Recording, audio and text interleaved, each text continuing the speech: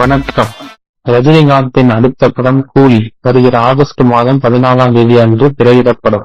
கிட்டத்தட்ட 375 கோடி ரூபாய் செலவில் மிகப்பெரிய பட்ஜெட் வெளியிடப்பட்டுள்ளது.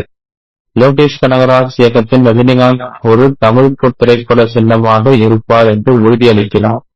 சூப்பர் ஸ்டார் ரஜினிகாந்த் தனது 171வது படமான கூலி படம் மூலம் மீண்டும் பார்வையாளர்களை ஆச்சரியப்படுத்த தயாராகி வருகிறார்.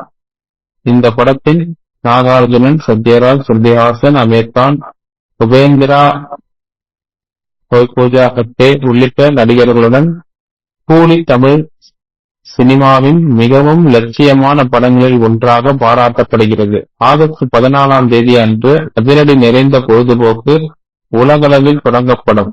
சென்னை, ஹைதராபாத், விசாகப்பட்டினம், ஜெய்ப்பூர் மற்றும் பாங்காங் உள்ளிட்ட இடங்களால் படத்தின் உலகளாவிய நோக்கம் நிரூபிக்கப்பட்டது.